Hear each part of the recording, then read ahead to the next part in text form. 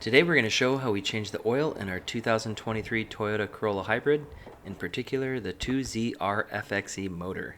There are a handful of required and nice to have items to do the job. Here I have a drip tray to minimize spills and a drain pan to catch and measure oil. Part of the value of changing your own oil is seeing how much came out versus what you put in the car the last time. I have a couple different oil filter removal tools. This one attaches to a ratchet and is sized specifically for different filter sizes. This adjustable tool often gets the job done and can work for all filter sizes. This is a permanent paint marker I'll use in a couple different places later on in the video. A 14mm socket and ratchet is needed to get the drain plug off and back on. Drill or impact wrench might be helpful. And lastly, the Toyota OEM oil filter and crush washer. That's my preference. You can obviously choose to go aftermarket. With the Corolla being low to the ground, you'll most likely need to get the car lifted up. Jacks and jack stands are one way to do it, but I'll be using Rhino ramps. Tip: drive around the block to warm up the engine so the contaminants are suspended in the oil and come out faster when you're draining the oil.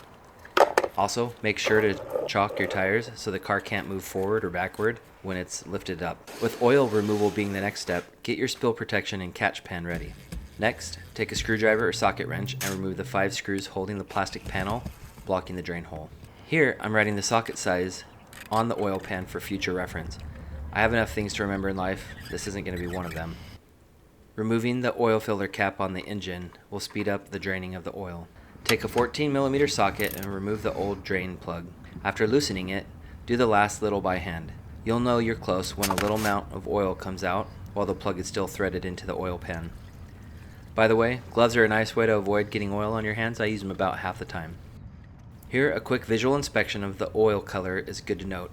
Having only driven the car 3,000 miles, I expected the color to not be black, which it wasn't, as you can see. I'm also taking note to look at the measurement markings on the side of the oil catch pan to see how many quarts came out.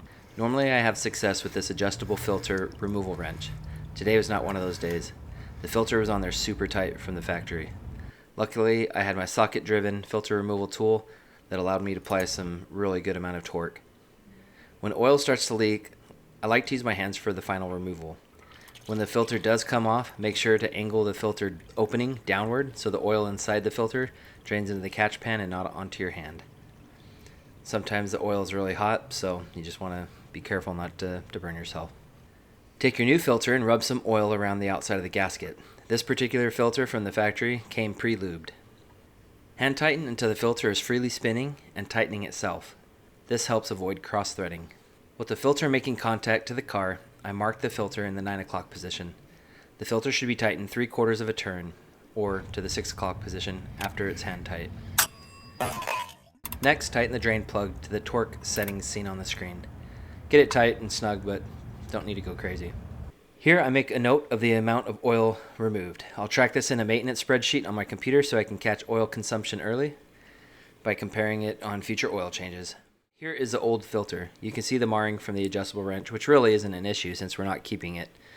By the way, handle this with care because one little slip and all the effort you made to keep oil off the driveway will go to waste.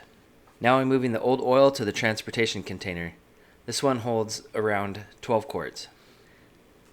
Here I'm using paper towel to clean up the oil so it doesn't make a mess. The last step below the car is to replace the oil access panel. I started with a screwdriver as well as an impact drill, and they did not want to thread back in. I'm thinking possibly due to the flexibility of the paneling. For whatever reason, the ratchet and socket combination went on nice and easy. Before we get off our back, let's take a look at the drain hole in the panel. If your drain plug or filter leaks, this is where the oil will be coming out of. Let's move up top and add the new oil. I'm a fan of Mobil 1 synthetic. For this car, I'm using 0W16 weight. It is really thin, but that's what Toyota calls for, so I trust that they know better than some guy on the internet.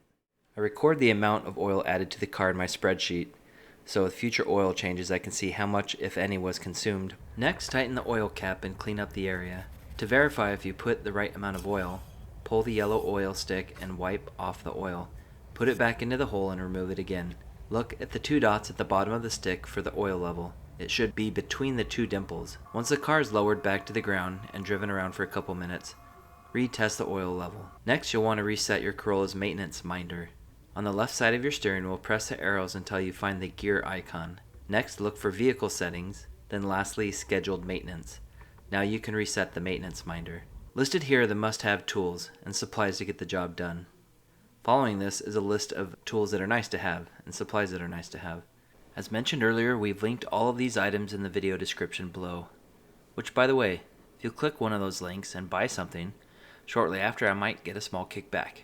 Also, there's a new way to help small creators as myself via the Super Thanks button below the video. And of course it wouldn't be a video from the internet if I didn't ask for a subscribe.